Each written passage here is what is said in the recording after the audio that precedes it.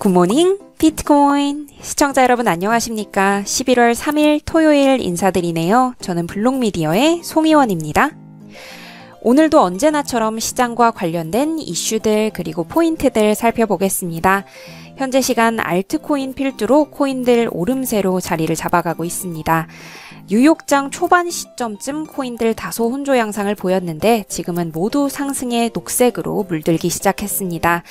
비트코인 캐시는 요즘의 상황에서 보기 어려웠던 큰 상승을 뜻하는 9% 오름세를 견지해주고 있고 대부분의 알트코인이 비트코인보다 크게 올라주면서 오늘의 시장 알트코인이 견인하는 오름세다 이렇게 정리를 해볼 수 있겠습니다.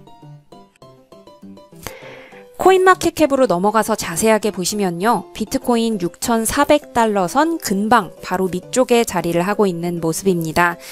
7거래일 차트를 보시면 그래프가 상승과 하락을 반복하다가 지금은 주 최고치는 아닙니다만 역시 하락에서 이틀째 회복하려는 모양새를 보입니다.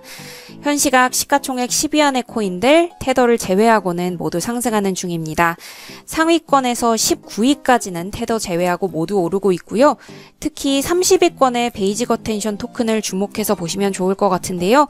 현 시각 21%로 크게 오르면서 수직 상승하고 있는 것을 확인하실 수 있겠습니다. 관련된 이슈를 잠깐만 보고 가시면요. 코인베이스 프로에 상장했다는 호재성 뉴스 덕분에 베이직 어텐션 토큰 상승한 것으로 확인이 되고 있습니다. 국제 평균 시세 확인하셨고요. 빗썸과 업비트에서의 상황도 보시면요. 빗썸 먼저 보시면 전반적으로 시세의 폭에는 차이가 있지만 방향성 자체는 국제 평균 시세와 동일하게 확인이 됩니다. 빗썸에서도 비트코인보다는 알트코인들의 상승폭이 큰 것으로 확인이 되고요. 비트코인은 720만원 아래쪽에서 그리고 이더리움은 22만원 선에서 거래가 됩니다. 업비트도 볼까요? 업비트에서는 빗썸과 그리고 국제 평균 시세와 조금 다르게 방향을 내렸는데요. 비트코인 현 시각 0.04% 내립니다. 가격 자체는 빗썸과 비슷합니다. 현 시각 718만원에 거래 중이고요. 알트코인들은 오름세를 형성하면서 국제 시세와 흐름 비슷합니다. 비트코인 캐시 역시 8%로 좋은 흐름 보이고 있고요.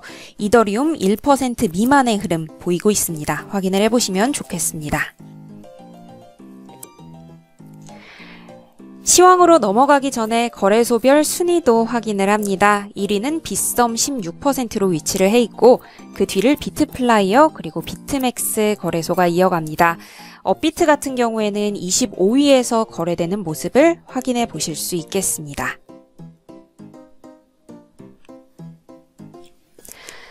자, 조정된 거래량에서는 거래소별 순위가 약간 달라지죠. 코인마켓캡 기준의 조정된 거래량에서는 바이낸스 거래소 1위, 그 뒤를 OKX 그리고 3위 지비닷컴이 이어가고요. 우리나라의 업비트는 코인마켓캡의 조정된 거래량 기준으로는 16위권에서 거래가 되고 있다는 점 참고를 해보시면 좋겠습니다. 자, 비트코인 6,400달러 위쪽으로의 움직임이나 또 상승 기조에 대한 시도들이 나오고 있는데요. 구체적인 위쪽으로의 타깃은 이제 6,421달러로 잡고 있다라는 시장 내 목표치가 나왔습니다. 비트코인이 오랜 시간 6,000선 위에서의 안정세를 보여왔는데 현재 삼각 패턴의 고점인 6,400선 위까지 올라야 지난달 15일의 고점이었던 6,750달러를 상회할 수 있는 것으로 보고 있습니다. 긍정적인 현상이 보여지면서 위쪽으로의 움직임에 대한 기대감도 커지고 있는데요. 오늘의 상승 움직임, 추 랠리를 위한 초석 또는 새로운 타깃을 위한 시작 이렇게 해석해 볼 수 있다고 기사는 정리를 합니다.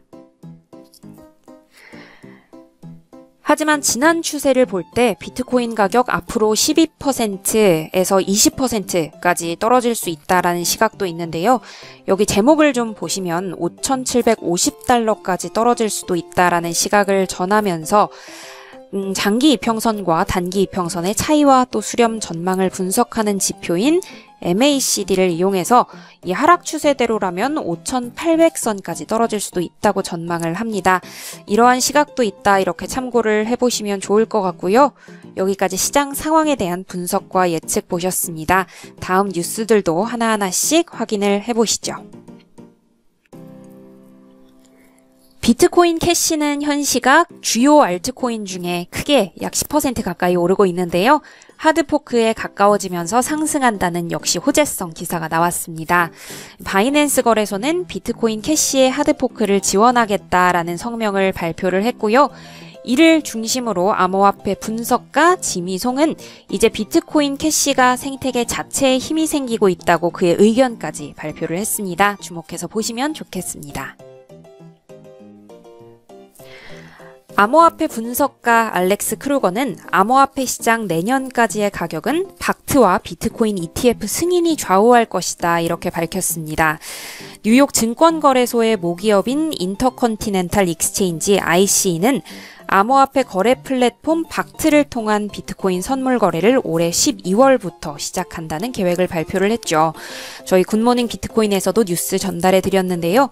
박트를 통한 선물 거래가 시작이 된다면 연말부터 내년 1분기까지 비트코인 가격 회복이 가능할 수 있을 것이다 이렇게 예측을 한 겁니다. 반면 비트코인 ETF 승인 신청이 거절당하는 이슈 같은 경우에는요. 비트코인이 $6,000 지지선까지 밀려날 수 있고 또 악재로 인한 이슈로 더 낮게까지 밀려날 수 있다 이렇게 봤습니다. 현재로서는 시장이 단기 랠리와 또 상승 모멘텀을 기다리고 있는 상황인데요. 박트와 비트코인 ETF가 그 견인차 역할을 하지 않을까 이렇게 보고 있는 시각도 확인을 해보셨습니다. 세계 최대 자산운용사 중에 하나인 블랙록은 암호화폐가 아직 타당성이 부족한 자산이라면서 비트코인 ETF 신청을 당장 하지는 않을 거라는 계획을 밝혔습니다.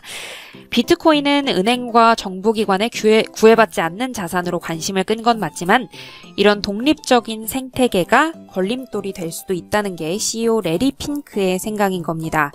어떤 발언을 했냐면요. 궁극적으로는 정부의 지원을 받아야 한다면서 언젠가는 자산을 저장하는 게 가능한 전자화폐가 등장할 수는 있겠지만 지금은 아직 세상이 그런 존재를 위한 준비가 돼 있진 않은 것 같다 이렇게 얘기를 했습니다. 그리고 우리 회사가 비트코인 등 암호화폐에 대한 납득이 가기 전까지는 ETF 신청도 보류를 할 것이다 이렇게 밝혔습니다. 미국 뉴욕주 재무부가 처음으로 비트코인 ATM 사업을 위한 면허를 발급을 했습니다. 텍사스에 본사를 둔 비트코인 ATM 공급업체 코인소스는 비트라이센스를 발급받았는데요. 비트라이센스는 한마디로 암호화폐 사업 면허 제도입니다. 이 코인소스의 셰필드 클락 CEO는 모든 사람들이 가까운 소매점에 설치된 기기에서 비트코인을 편리하게 구입할 수 있게 됐다 이렇게 밝혔습니다. 뉴욕주 재무부의 마리아 블로 감독관 역시 이번 승인을 통해서 효과적인 통제와 또 금융혁신을 장려하는 방향으로 한 걸음 더 나아간 아주 중요한 단계가 될 것이다 이렇게 설명을 했네요. 마지막으로 바이낸스 거래소의 소식 보고 오늘 뉴스 마무리하도록 하죠. 암호화폐 거래소 바이낸스가 우간다로 진출한 직후 단 일주일 만에 신규 가입자가 4만 명에 달했다는 소식입니다. 현재는 우간다에서 민간화폐를 암호화폐로 또는 암호화폐를 민간화폐로 환전하는 서비스를 제공하고 있는 중인데요.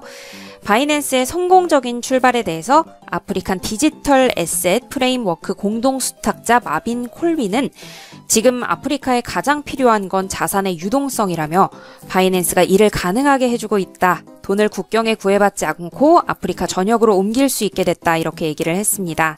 아프리카의 은행이나 또 금융기관을 활용하지 않는 인구는 무려 20억 명에 달하는데요. 이 은행 시스템의 부재로 암호화폐에 대한 수요가 크게 발생하는 것으로 확인이 되고 있습니다. 오늘 선물에서도 역시 상승 기조가 확인이 되는데요. 먼저 시카고 옵션 거래소 상황 보겠습니다. 1% 미만으로 오르면서 $6,360로 11월물 거래 마무리가 됐습니다. CME 거래소 역시 마찬가지였는데요. 0.32% 오르면서 $6,335로 거래 마무리합니다. 시장 상황 다시 한번 보시면 여전히 상승세 우세한 상황이고요. 다시 온기가 맴도는 시장 흐름 오늘 쭉 짚어드렸습니다. 저는 가능하다면 내일도 온기 이어지는 소식과 함께 돌아올 수 있으면 좋겠습니다. 오늘 주말에도 시청해주신 모든 분들 감사드립니다.